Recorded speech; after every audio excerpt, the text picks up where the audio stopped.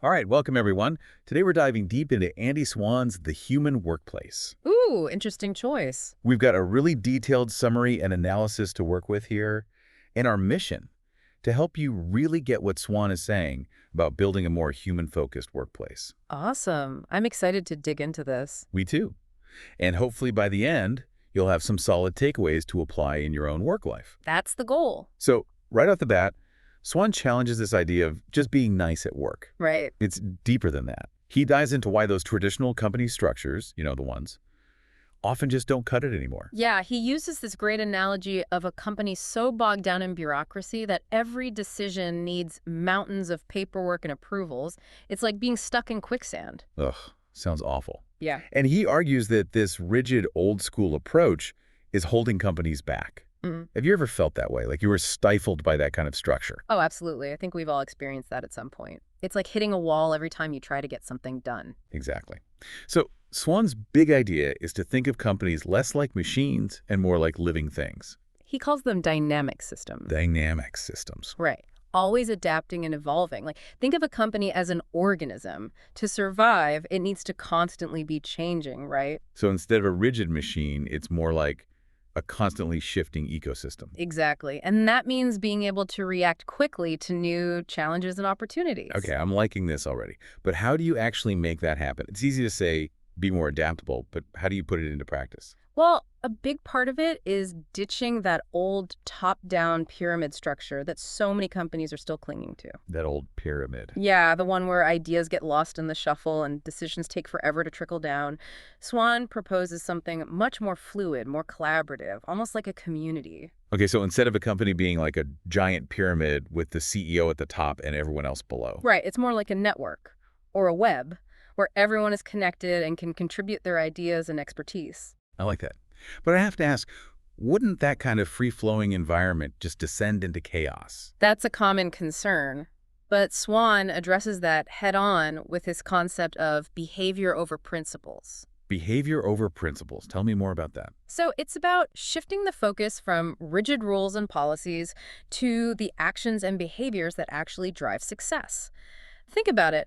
Have you ever encountered someone at work who followed all the rules perfectly, but their actual work wasn't that great? Ugh, yes. All about checking boxes, not about getting things done. Exactly. And on the flip side, you might have someone who bends the rules a bit, but they're super productive and consistently deliver amazing results. Those are the people you want on your team. Exactly. So Swann's saying we should be celebrating and encouraging those results-driven individuals, even if they don't always follow the traditional playbook. It's about focusing on what they achieve, not how they get there. That's interesting. It's about giving people the freedom to find the best way to do their work, rather than forcing them into a one-size-fits-all approach. Exactly. And it requires a certain level of trust from leadership. Trust is key. So how does the physical workspace fit into all of this? Can you really foster this kind of dynamic environment in a dull, cubicle-filled office? That's a great question. I mean, imagine trying to have a free-flowing exchange of ideas in a space that's designed to keep people isolated. It just wouldn't work. It's like those offices are designed to suck the creativity right out of you. Exactly. Swann actually dedicates a whole chapter to this idea of the power of place, where he argues that the physical environment has a huge impact on how we work, how we interact, and how we feel. Makes sense. So what does he suggest?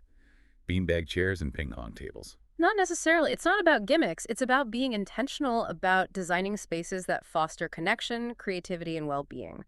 Think open collaborative areas, comfortable seating, natural light, and maybe even some outdoor spaces for breaks and informal meetings. That sounds amazing, and much more conducive to that collaborative community vibe we were talking about earlier. Exactly. It's about creating a space that reflects the company's values and culture, and that empowers people to do their best work. Okay, I'm sold. Sign me up for that office makeover. But even with the perfect space, sometimes those great ideas we've been discussing can get stuck. Endless meetings and brainstorming sessions, but no real action. What does Swann say about that? He calls it idea constipation. And his antidote is unleashing work.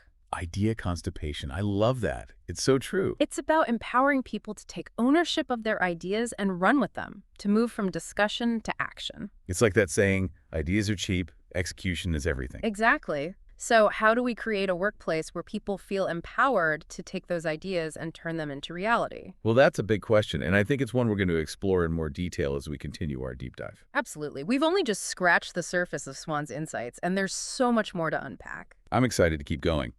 But before we get ahead of ourselves, let's take a moment to recap what we've covered so far. Okay, great idea. Okay, so we've been talking about adaptability and building this more organic, community-like structure in the workplace. And of course, shifting from rules first to this idea of behavior over principles. Right, right. We've even touched on the power of the physical space and how important it is to use technology in a way that enhances connection rather than creating barriers. It's a lot to think about, but I think the big question is how you actually make all of this happen. Change can be tough, right? Even when it's for the better. You're hitting on a really important point, and Swann acknowledges that. He even uses this great metaphor. Imagine you're trying to cross a river by hopping from one stone to another. I like that. You wouldn't try to leap the whole thing in one go.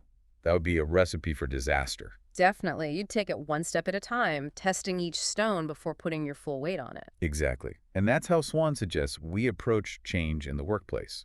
Not with one giant leap, but with a series of smaller, more manageable steps. So it's not just about implementing a new policy or rolling out a new software system overnight. Right. It's about shifting the entire company culture.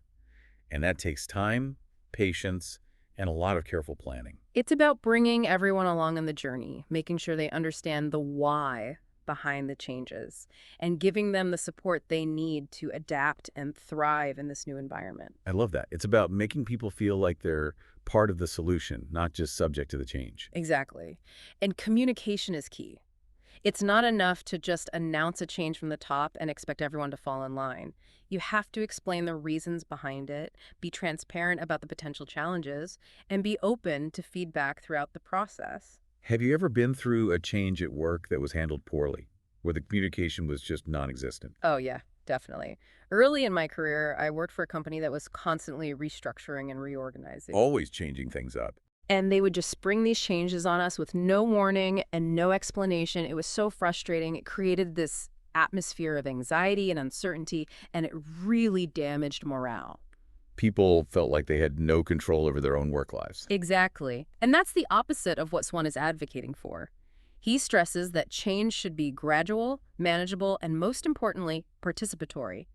It's about bringing people along on the journey, not dictating it from above. It's about building trust, Right. right? When employees trust their leaders, they're more likely to be open to change, even if it feels uncomfortable or disruptive at first. Absolutely. And that trust is built through open and honest communication. It's about listening to concerns, addressing fears, and making sure everyone feels heard and understood throughout the process. And celebrating those small wins along the way. Yes, recognizing and celebrating progress helps to build momentum and keep everyone motivated. And that brings us to another key element of Swann's approach, embracing change as an ongoing process. So it's not about reaching some kind of end goal and then calling it a day.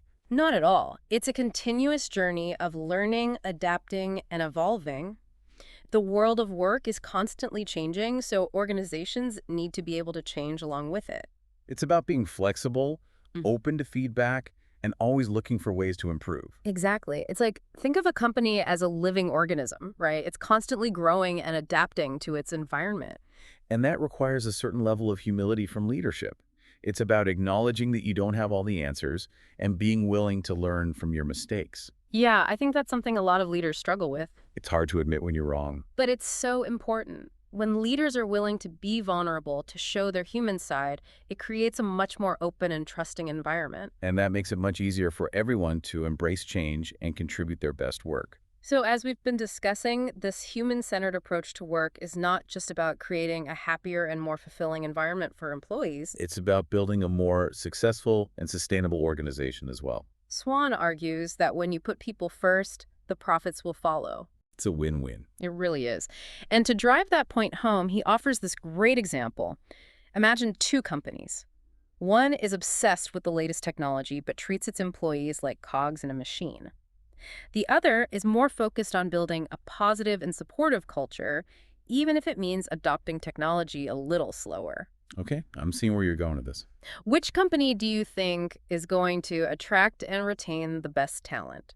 Which company is going to be more innovative and adaptable in the long run? The one that prioritizes its people, for sure. Exactly. And that's because happy, engaged employees are more productive, more creative, and more likely to go the extra mile for their company. It's like that old saying, happy employees make happy customers. And happy customers lead to a thriving business. So it's not just about being nice. It's about recognizing that investing in your people is the smartest business decision you could make. It really is. But this whole conversation makes me think about my own experiences. Have you ever worked in a place where you felt like you were just a cog in a machine? Oh, definitely. Early in my career, I had a job where it was all about hitting those metrics, meeting those deadlines, and follow the rules. That sounds so crushing. It was. And I felt completely disconnected from the work, from my colleagues, and from any sense of larger purpose. Yeah, I think we've all been there at some point. It's amazing how much of an impact a company's culture can have on our motivation, our creativity, and our overall well-being. When you feel valued and respected, when you feel like your contributions matter, it makes all the difference in the world. It's like night and day. You're more likely to be engaged, productive, and innovative when you feel like you're part of something meaningful. So what can we do to create those kinds of environments? What practical steps can organizations take to shift toward this more human-centered way of working? That's the million-dollar question. And I think it's one we'll explore in more detail in the next part of our deep dive. Great. I'm looking forward to it. Okay, so much to unpack from Andy Swann's The Human Workplace. But if we had to boil it down to just the essentials, It's all about creating a workplace where people feel, truly valued and respected, a place where they feel empowered to do their best work. that's it right there. And it starts with letting go of those rigid old school company structures. Right, the ones that are more like, like machines than actual living, breathing things. Yeah. Swann's whole dynamic systems concept. Companies need to be flexible, adaptable, able to respond to change quickly, more like organisms that evolve and grow. Think of a company as this interconnected ecosystem, always shifting and changing to thrive. I love that image. And that means moving away from those traditional hierarchies, the top-down pyramid where ideas get lost and decisions take forever. And building something more collaborative in its place, more like a community where everyone's connected and can contribute their ideas freely. Exactly. Remember that picture we painted earlier? Walking into work and feeling like you're entering a vibrant community hub, not some stuffy corporate office. And a big part of that shift is moving away from this rules are everything mentality. Right, right. It's about embracing Swann's idea of behavior over principles. It's like, instead of getting hung up on whether someone followed every single rule, you look at the results they achieved. What did they actually accomplish? It's about giving people the freedom to find the best way to get things done, even if it means bending the rules sometimes. And trusting them to do the right thing. Which brings us back to that idea of trust. Leaders need to trust their employees to make good decisions, to take initiative, even to, maybe make a mistake or two along the way. It's all about creating that culture of trust. And a big part of that is the physical environment. Remember Swann's power of place concept. Oh, yeah. Our surroundings have such a huge impact on how we work and how we feel. Ditch those soul-crushing cubicles. Bring in some natural light. Create spaces for both focused work and collaboration. Make the office a place where people actually want to be, a place that inspires creativity and innovation. Absolutely. And let's not forget about technology. It has the potential to both connect us and isolate us. Swann's point is to use it mindfully, to enhance those human connections, not replace them. Right. Use technology to facilitate conversations, to brainstorm ideas together, to build relationships, even across distances. And when it comes to implementing all these changes, well, it's not about some overnight transformation. It's a process, right? Remember that river crossing analogy? You take it one step at a time, making sure everyone's comfortable before moving to the next stone. It's about managing that change in a way that makes people feel respected and valued, not like they're just cogs in a machine. And communicating clearly every step of the way. Be transparent about the why behind the changes. Listen to concerns, address fears, make sure everyone feels heard and understood. Create that sense of psychological safety, where people feel comfortable speaking up, sharing their ideas, even disagreeing. And it all comes back to empowering people, giving them the freedom and the support to do their best work. That's what it's all about. And when you do that, the results speak for themselves. Happy employees, thriving businesses, and a more human-centered world. It's a win-win for everyone. So, as you go about your day, Think about how you can bring even a little bit of this human workplace thinking into your own world. What small change can you make to create a more connected, more inspiring, more fulfilling work environment for yourself and for those around you? Those are great questions to ponder. Thanks for joining us for this deep dive into the human workplace. Until next time.